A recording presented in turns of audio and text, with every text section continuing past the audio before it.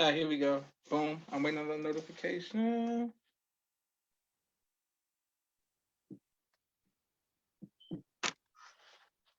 Okay, 1 second, Sis Oh, Oraphan.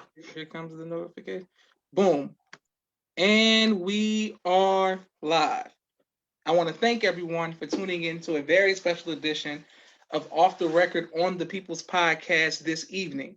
We have an amazing guest, Sister Oraphan Muhammad, one who is going to give us some information as well as some inspiration, and we look forward to hearing from that. Assalamu alaikum, ma'am. Walaikum salam, Brother Joshua. How you doing? Excellent. Now, Sister Oraphan, we hold on, there we go. Some people showing you love in the comments already. Now, Sister Really? Oraphan, absolutely. Sister Oraphan, we want to know, when did you first hear the teachings of the Most Honorable Elijah Muhammad? I first heard the teachings of the Most Honorable Elijah Muhammad when I was 11 or 12. So my Okay. father became, he became registered late 80s, early 80s or so. And he came to my mother's house and told her, that we're no longer going to celebrate Christmas. We're no longer going to eat pork. It was me and my brother.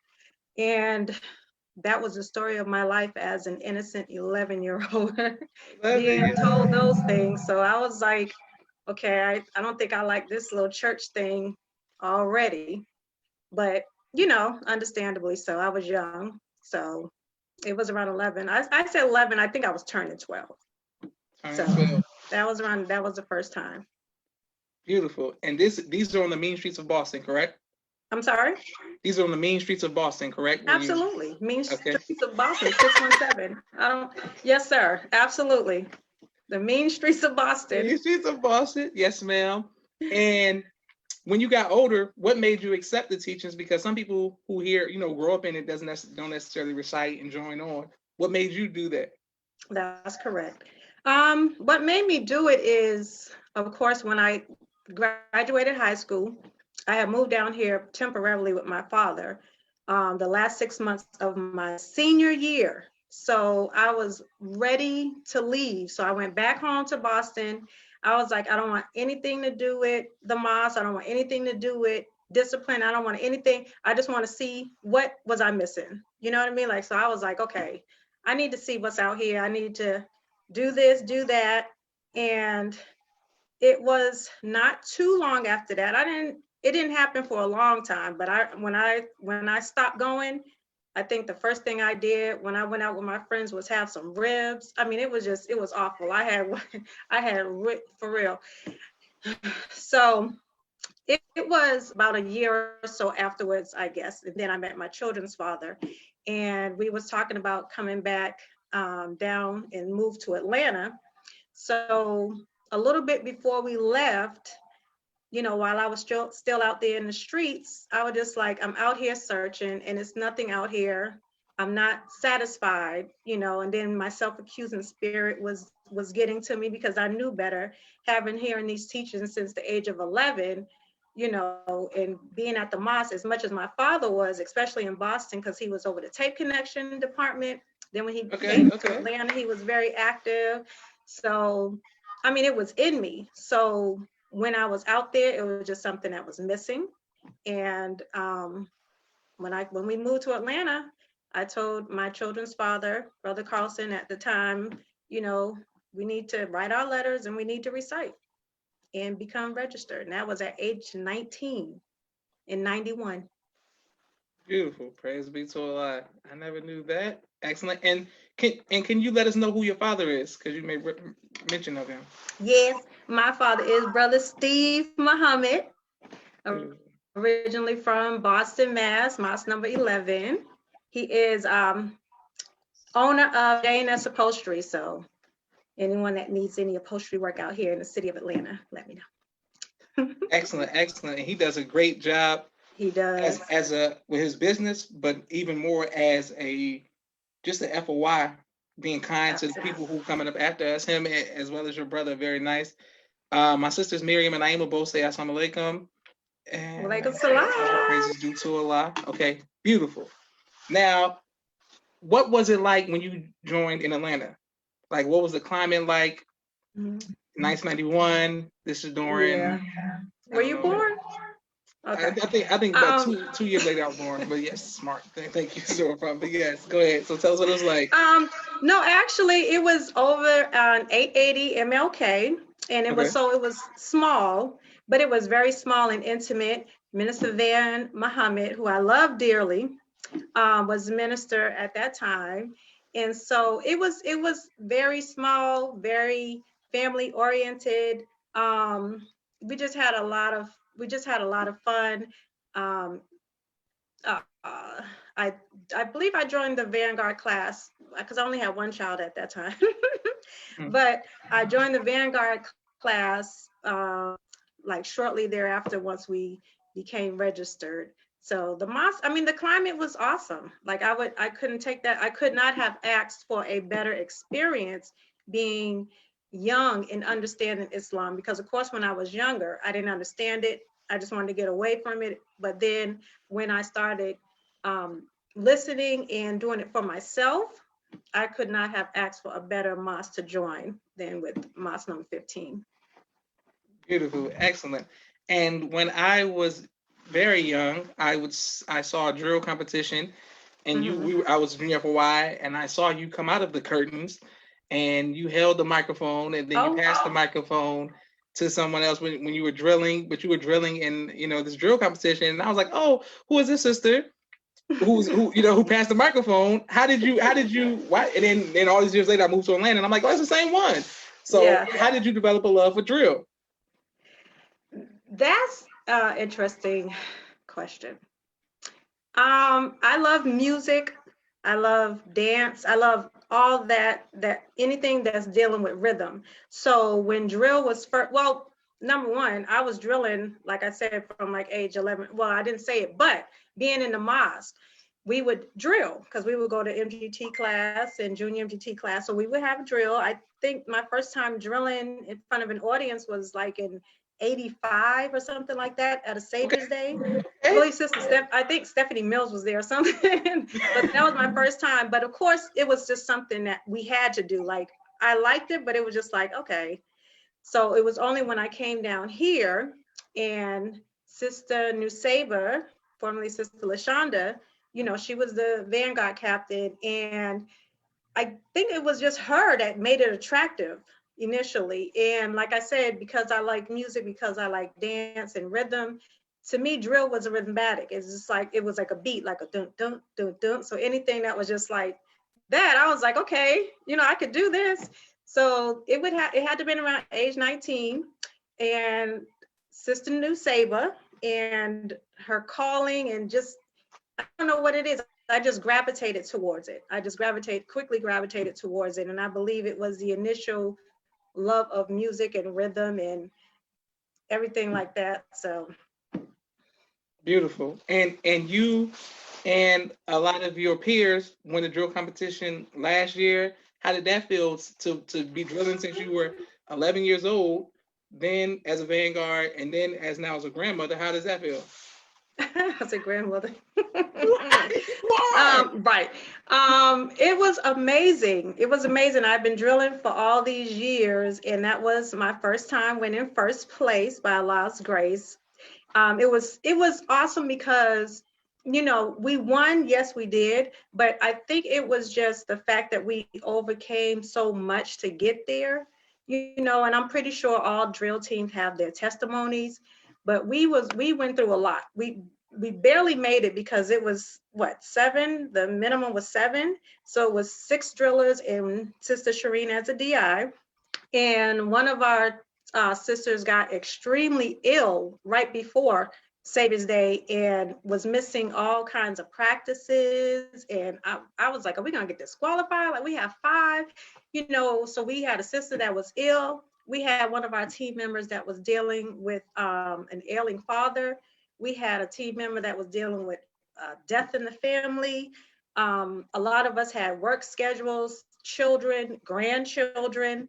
I mean, it was just so much trying to figure out where we're going to drill, where we're going to practice. It was just a lot leading up to that. And I just appreciate that experience with these particular 6 sisters. So that's Sister Sharina's I died. We had Sister Ermin. We have Sister Odetta. We have Sister Dawn. We have Sister Tuesday, who was a first-time driller, and Sister Majida, I believe, also was a first-time drilling on a competition level. And the experience with them and just building that sisterhood and that bond, that superseded the actual winning of the first place. But the fact that we did win first place was a blessing. And we deserved it. We deserved it. So it was really good feeling. Beautiful, excellent. And like you said, this was your first time winning, and I witnessed a lot of you all's drilling that was great and didn't win. So I'm happy for you because you finally did win. Absolutely, absolutely. I concur. It's well deserved. Okay, yes. Now I want to ask you about when I first had an interaction with you when you weren't in soldier mode. I was putting on production, and you came to audition with your daughters. Was that your first time acting, or have you been acting for a long time? No, that was my first time acting. And I was surprised. Yes, I was honored to even get the invite to try out and to do it. And it was really challenging myself because I'm an introvert. I'm really shy. I don't know if people realize that, but I'm really shy. I really am. And of course, public speaking and just being out in front of people and all that kind of stuff is just like a big no-no for me. And so acting, that being my first time acting and stuff, it was a challenge. So I wanted to challenge myself. I wanted to do something that I haven't done before. So I was nervous the whole time, the whole entire time. I don't even remember acting. That's how bad it is, because it's like, I don't know if I blocked it out. I mean, I remember the poster we had. I remember my straw hat and me looking for it, but I don't remember anything about like that evening because I was so nervous and like scared. And I don't know why. I was just like, all eyes on me if I got to say something. Well, don't worry about it. The entire play will be in production, will be on YouTube very soon, and you can see it. And I'm gonna send it to you so you can see it, because I thought you did an excellent job. Okay. Despite you being nervous. And then my sister Naima says yes, MGT champs. Okay, boom. My next question is, being in Boston to Atlanta, what has been your favorite experience being around the minister? From Boston to Atlanta, you said my favorite experience around the Most High Missiles Park.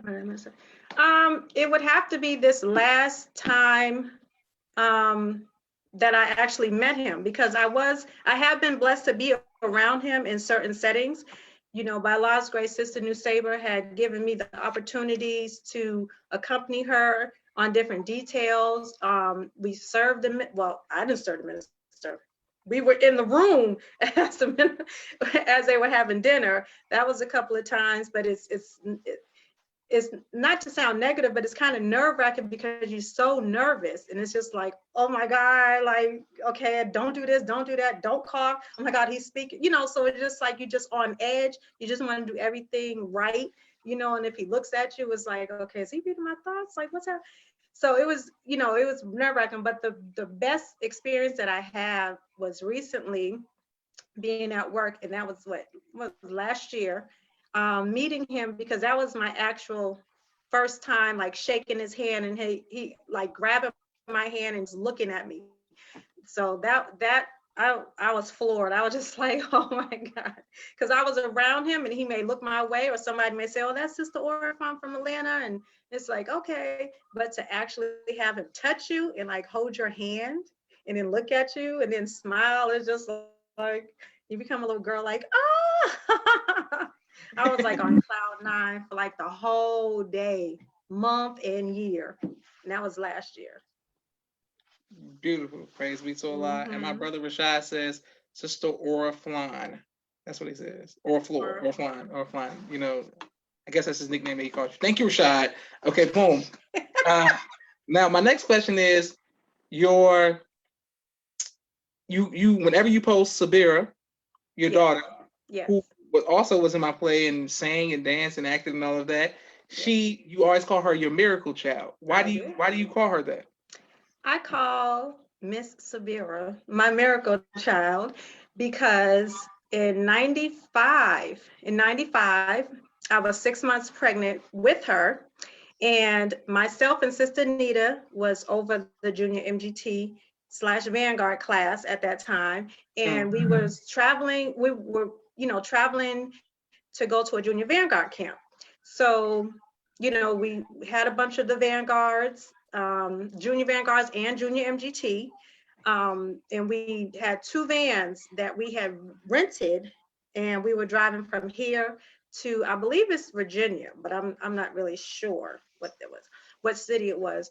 But we were driving, and I remember it was for the adults, it was myself, Sister Anita, my children's father at the time, Brother Carlson, Sister Nuseba, and it was a newly registered brother, and his name is escaping me right now, and I do apologize. But I remember us being in the parking lot before we left, and he was telling us that, he had fasted all day, and he really didn't get no rest because he just got off work. And we're like, brother, you okay? You gonna be able to drive? And he's like, well, yeah, I'll be able to. And I believe he didn't drive first so that he can get some rest, but I was pregnant, so I wasn't driving. And it was halfway through our trip, the brother and Sister Nuseba was in the van in front of us, and myself and Brother Carlson was in the second van. And I believe Sister Nuseba was tired of driving. So the brother came back into my van, and Brother Carlson got out and got into the van with Sister Nuseba so they can drive. I'm not sure what that little switcheroo was for, but it happened that way. And I remember after they switched and, he started driving, I remember looking over at him and I'm like, you okay, brother? And he was like, yes, sir. Yes, ma'am. Yes, ma'am. I'm fine. And I go, okay. And I remember, I was in the front seat. I didn't have my seatbelt on because it was bothering my stomach or something. And I remember falling asleep, and then I just woke up to a boom. And then I remember grabbing hold to the wood, oh my God, what happened? And then it was and then the next thing I do, I'm out. I don't remember nothing. I remember the next thing I remember, waking up, and I'm looking around, and I'm outside of the vehicle and looking around, and I see trees, and I'm like, why am I outside? And I just kept drifting off. So these are just I'm just in and out. I'm like, oh my God, why am I in trees? What just happened? And I just remember laying on my side, and then I remember kind of looking around, and then I seen, the van in trees, and I remember Brother Carlson sliding down an embankment. I remember Sister Nuseba saying, she's pregnant, she's pregnant. I mean, everything was just happening so fast. And I'm like, I don't understand what happened. Never, we need a doctor. And it was a lot going on. So of course we crashed. The brother ended up falling asleep, and learning later, the van, they said, went up about 20 feet, went down, if it's a highway, the guardrail, and then there's just trees and bushes down there. The van went up and went down into that. It was myself, Sister Anita was in the van with me, and a few of our juniors. I forget them all by name. But, we were able to they were able to walk away with just, some bruises and, had to get some stitches and things like that. But I, of course, being pregnant, I had to be transported to the hospital. And so I remember being in the ambulance, and then I was really, really tired. And I'm like, I'm sleepy, I'm tired. Your mic's on mute. Sorry. I'm sorry. Yes, ma'am. I drifted off, and I remember drifting off oh my God, and they're trying to talk to me. And then, I'm like, sir, you're talking to me, but I'm tired. He was like, no, you're not tired. You're dying. You need to wake up. And I'm like, what? He was like, yeah, we need you to stay awake. So fast forward, I ended up being in the hospital for 2 weeks. Although the doctor told me at that time when I was admitted that most likely I was going to miscarry. He was like, it was a terrible accident. I'm not sure all you remember, but most likely you're going to miscarry by the end of the night. And I'm like, okay, wow. But immediately the believers in the city, we had believers at the mosque. We had people praying. I was praying. Everybody was just praying because everybody else in the van, like I said, they were banged up and kind of messed up. But I suffered, myself and the driver suffered the most. One, I wasn't in my my seatbelt. So I actually went through the windshield. And so I fractured my pelvic in like several places, you know, on the x-ray, it showed it was like crumpled, you know, like it was just like little pieces, like I couldn't walk. So the brother, he was in the hospital with me. I think he stayed a couple of days, but everybody else was able to, you know, get seen, get discharged, and they continued on to, you know, the destination. And I believe they won first place at the little junior Vanguard drill that they had and everything like that. But, you know, me, I stayed in the hospital for a couple of weeks. And like I said, the believers there just showered me. I mean, I had dinners, I had bean soup, prayers, meditation tapes. I mean, it was just so beautiful. And that was I want to say I was 5 or 6 months. So yeah, in that December of 95, I had Severa, full term, no issues, and she's still here 25 years later by Allah's grace. But I was told that she was not going to survive that night, and she did. Praise be to Allah. Yes, Beautiful, sir. beautiful. And I'm sure that if she's ever caused you any trouble or any drama, I'm sure you remind her of what you went through to give birth to her. All the time. She's spunky. That's my spunky child. Yes, sir. Praise be to Allah. Okay, excellent. Minister Jamil says, Alhamdulillah, Brother Dr. Carter, Henry Carter says, praise be to Allah. This is an amazing story. Sister Ilyasa says, praise be to Allah. Mimi says, praise be to Allah. A lot of praise be to Allah. It's beautiful. Excellent. Beautiful. Okay, so my next question is, speaking of your miracle child, how has becoming a grandmother impacted you? It's indescribable. Like, you know, you figure you have children. When you're a parent, you figure you can't love more than the first child. Then you have the second. It's like, okay, I can't love more than that. The third, I can't love more than that. But I have three beautiful daughters, one son. And my oldest one, you know, she made me the grandmother first, 5 years old in August. So August, Ezekiel will be 5 years old.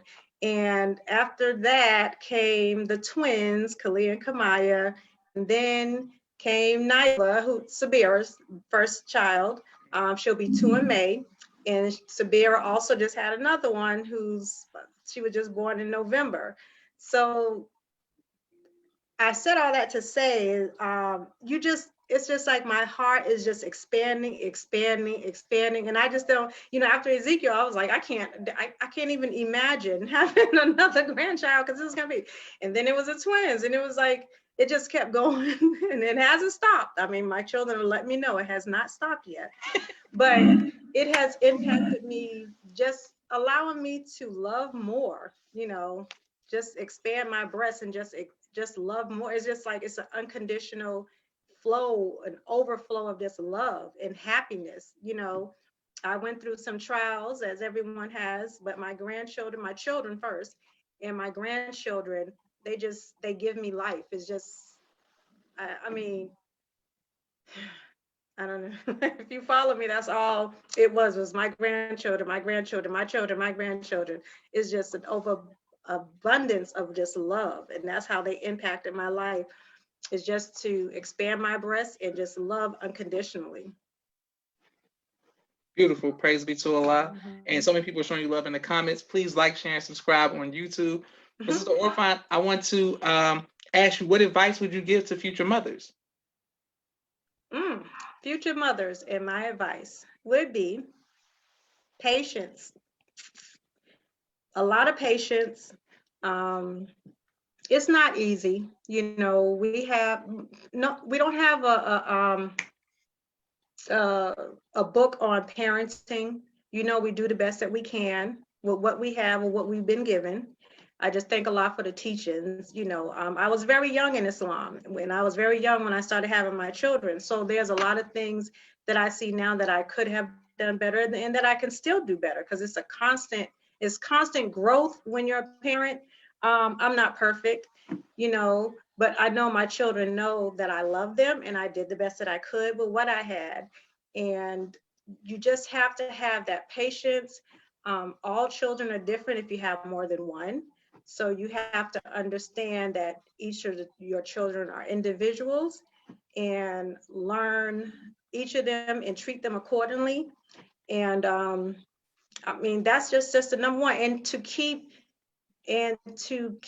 them in the knowledge of God, like knowing who God is and knowing that God is real. I think that's important too, because I'm not perfect in my path by no means. I'm not perfect in my path, but my children know that I love Allah. They know that I love Islam. And I try to instill that in them to know that it's Allah, it's Allah, or when you dealing with situations or you have choices to make, either know that you're going to receive the blessing or the consequence from that. And that stands for us as adults, even me. So, you have these choices, what you're going to do, left or right, the blessing and or the consequence, but I try to instill in them the love for Allah, and I think that would be the two most important things, is the patience and instilling in them the love for God. Beautiful, excellent job. And Sister Oraphan, will you ever go into the ministry? Absolutely. No, sir. No. I mean, you know what? Let me not say no. I don't see it, but Allah's God. I, like you said, when we first started, I'm coming out with the microphone. I think Sister Nuseba had to almost physically be aggressive with me to do that, because I was like, that is not me. I am not a DI. I don't do that kind of thing. But she kept saying, you do, it's in you. So I don't know I don't know if that's in my future or not. I don't see it, but I don't Excellent. know. So I had a few more questions for you. I just want to give a quick 60-second commercial break to the sponsors of the People's Podcast. This 1 second, here we go. This episode, this week, I have some new sponsors, and I'm very excited about this month. We have some great guests coming up, so I want to make sure that we shout out all of the great guests of the People's Podcast, because you all keep it going. 1 second. Boom, right here. All right. Please Cash App and to be a sponsor, to make a donate. Cash App the People's Podcast. We appreciate you all, and we appreciate all of the guests for their taking time out of their busy schedules. Hold on, here we go. Boom, we're ready just like that.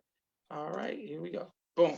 My brother Rashad, Street Premiere Media Production. He has a 4K camera and a drone, and they do television and film editing. Thank you very much. My sister Miriam, ABC I Love Me, children's and coloring book, both of which are on Amazon. Make sure you all go out and get those. My sister Naima, Stay On Point Dance Academy, LLC. We love our tiny dancers. She teaches ballet virtually, young girls all across the country. Also, Nations Auto Sale, LLC, out of St. Louis, Missouri. They ship cars and trucks all over the United States.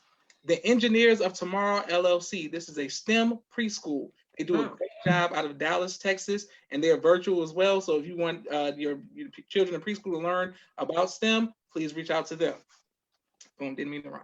MTS Car Bros, any make, any model, any year, out of Los Angeles, 30 to 50% off. They'll ship the cars and trucks to you, and they make it happen. Excellent. It's tax time, so everybody make sure you get this money up.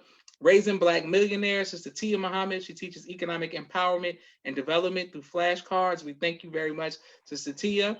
Brother Kenneth, bow tie maker extraordinaire. He'll ship bow ties to you anywhere in the country. I'm coming right back to you, Sister Oraphan. Brother Shantil X, the X and Express. He pays truck drivers weekly, and he specializes in refrigeration. Beautiful. Sister Latasha Muhammad out of Indianapolis. Queen is I Poetry and Apparel. Make sure you reach out to her for Queen is I Poetry and Apparel. Thank you very much, Sister Latasha. Also, Sister Betty right here in Atlanta, Georgia, has jars of nursing dream cream. She is supporting the frontline workers of all the nurses. They have a website. It is on the top of the screen. Make sure you all support the nurses and Sister Betty with her nurses dream cream. Excellent. Also, Hip Hop Detox. They have a holistic approach to helping empowering youth in high school and of all ages, but especially in high school, using music. Thank you very much for Hip Hop Detox. Dr. Henry M. Carter, right here in Atlanta, Georgia. King Henry's Turkey Legs. Sister Oraphan nodded her head to that. Apparently, she likes turkey legs. Brother Rashad Muhammad, COVID-19 disinfecting cleaning services in Chicago, the Chicago area. My father's book, A Soldier in the Movement of Christ, AbdulSharif.com. And last but not least, my two books, Cleopatra, which is a children's book, and No Father, No Excuse, which is on Amazon. And Sister Oraphan was one of the first people to ever get my book, so I thank you, Sister Oraphan, for supporting me as well. Boom. Okay, so excellent. So we're right back at. That's awesome. That was a lot. Very good.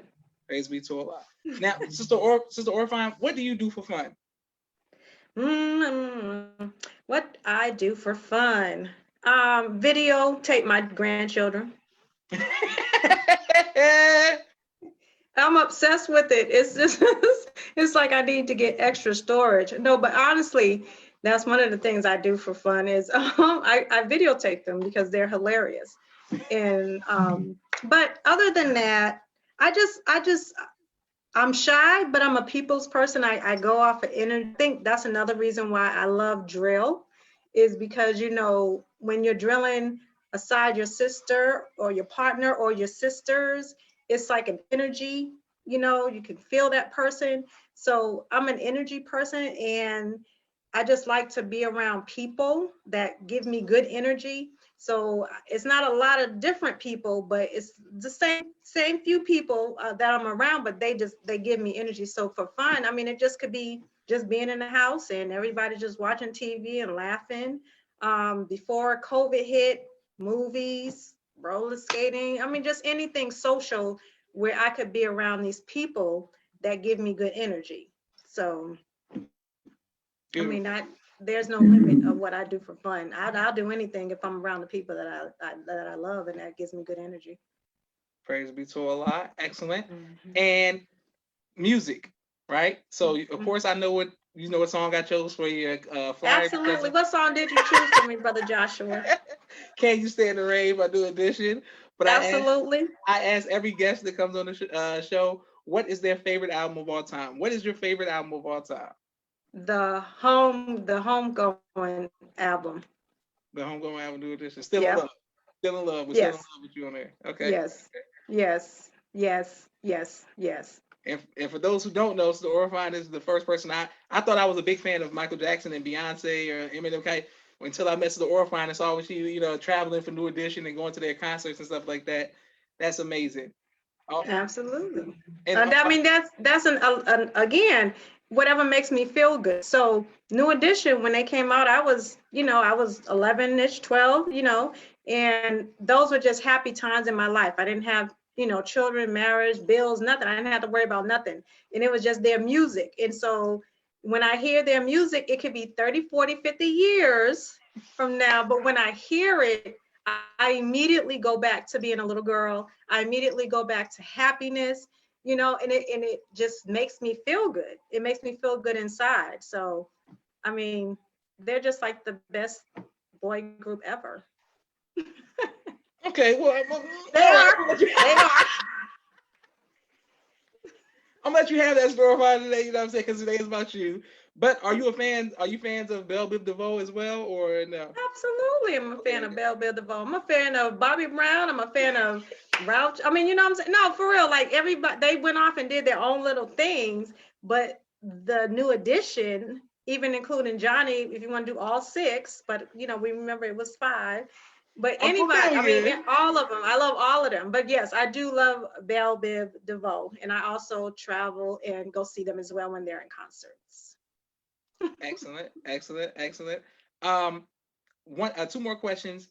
What will you ever write a book about your personal life? You know what? I wanted to. And ironically, my best friend in the whole wide world, Sister Deidre Muhammad out of Huntsville, Alabama, she wrote a book, Making Mary, some years ago. And she keeps saying, like, you need to write a book about your life, because I do have a testimony. I have been through some things. And so, she talks about it a lot. And, I was saying that I really would. and I have her help. So it may happen. I think it's going to Beautiful. be a bestseller as well.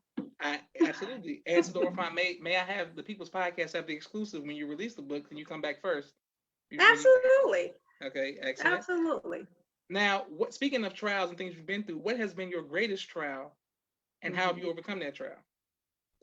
Let me see if I can think about that for a second. Let me see my greatest trial. And you said, and how did I overcome it? Correct. Mm-hmm. Um, it's kind of hard to just pinpoint just like one, greatest trial, but I know, I became a single mother, a single parent very early on in my children's life. I think my son was maybe 2 or 3. I think it was like 3, I think, when I became a single parent. I think that probably was, if I could name one. I think that was my hardest because I didn't have a skill, I didn't work, I didn't have a source of income, I didn't know how to drive, so I didn't have a car. So and I have 4 young children, I think I think my oldest was maybe 10, and then Khalif, the youngest, was 3, like I said. So I just was just there, and I was like stuck, and I was like, okay, so now what? And how I overcame that is I really, really, I believe that's when I really became, like a lot. I really became close because there was nothing else. I was like, what else am I gonna do? What else am I gonna do? I don't have anything. So I remember times going in my closet. So I didn't want, I didn't want to break down in front of my children. I didn't want, my children to see me cry, and just break down. So I remember times being in my closet by myself, just bawling, crying. What am I gonna do? What am I gonna do? And it was the times that it was just me and Allah, because that's who I was talking to. And so just prayer, and really speaking to Allah and making him real to me, because it's easier said and done. It's easier to say, yeah, Allah's God, Allah's real, and da da da. But when he becomes real to you, where like, okay, and I think it was at that time, and after 4 children, after being in the mosque for years, all that, it didn't become real to me, or he didn't become real to me until I needed him the most. And it was after I started, building that relationship with him, things just started happening for me, and just happening for me, and just happening for me. And it's still happening for me. And I'm still here today, and I can smile after all that I've been through, because I know Allah, he has my back. Absolutely. Praise be to the Lord. Go off then, Sis Oraphan. I'm Yes. going off then. Yes, ma'am. What has been your greatest joy in life? What has been my greatest joy? Um, my children, and them now having children. That has been my greatest joy. They have been, because they have been my strength. Besides Allah, I believe everything happens for a reason. So he gave me my children. And that has been my greatest joy, being a mother and now a grandmother. Like I said, I'm not perfect in that. I'm pretty sure I made plenty of mistakes. And if my children get on the podcast, they probably no, they probably like, man. But yeah, they have been being a mother and now a grandmother has been my greatest joy. Beautiful. Praise be to Allah. Yes. And Sister Tracy says, Alhamdulillah, that's a silver lining. Sister Naila says, trials purify. Absolutely. And Absolutely. Sister Deidre says, nice job. Go, sis. A lot of black girl magic in the comments, a lot of, finger snapping and stuff like that. That's how we do. That's sisterhood. You know what I'm saying? Go ahead, sis. You know what I'm saying? Living single. I get it. My last question for you is, what will you like your legacy to be, Sister Oraphan? What will I like my legacy to be? I never thought about it. I don't know what I would like my legacy to be. I just, she's someone that loved, you know. I don't know. That is a hard one. I don't know what my, I don't know. I mean, that's a good question. I'm gonna have to think about that because I really don't know. I really don't know what I want my legacy to be. Beautiful. Well, if we are here to talk about your legacy will always be a great mother and believer, and an okay driller. But I will always have the fond memories. So I'm an okay driller, You're all brother right. You're all Joshua. right. You're all right. You're all right. But Okay. I'm always going to highlight your acting in that play, The Big Break. I mean, that was just, I couldn't believe that you was doing it. Like, it was so opposite to your personality. I was And like, that's the point. That's what I'm saying. I challenged myself because I was just like, it was new to me. It was something I never done. I think I acted in a play when I was in like second grade, but who hasn't? But yeah, like you said, it was so out of my character and just so, I just thought I was not the bomb, but I was just like, okay, I got the little jitters out now, and then Sister Deidre was having a play in Huntsville, and I think I did something in that. So I was just like, okay, what's next? But I couldn't believe it either, to tell you the truth. I really couldn't. beautiful. Praise be to and Sister Deidre and Sister Tracy are both in the comments. Excellent. Well, I want to thank you again, Sister Oraphan, for coming on the People's Podcast. Absolutely. This has been. Thank you for even asking me, Brother Joshua. No problem. And it's funny because I keep looking to the left side of the screen because that's where you are. But it's like, okay, should I look forward and talk to I mean, come on. But yes, sir. But thank you. I mean, my God. Sister Oraphan. Thank you. Oraphan is on my cool grandmother list. You know what I'm saying? I look forward to meeting your grandchildren, and man, it's just amazing. Cool grandmother list. Okay, I got you. You on it? You on there? Like, you on the cool grandmother list? Like, you on there? Well, may Allah continue to bless you and your family. Absolutely. I look forward to sending you the clips of the play and then the entire play. Yes, please do, so I can show Sabira too. If you said she was there. Oh yeah, she was singing. And Kiana was dressed like a tomboy, and she was singing. I don't remember this. Please, when are you? Kiana and Sabira. Please. Yeah. I would love to see that. Absolutely. Thank you all for watching. We're gonna put this on YouTube. Please like, share, and subscribe to the People's Podcast. Beautiful. This is Joshua Leonard Muhammad signing off. Yeah. Assalamu alaikum. Alaikum. So nerdy, God.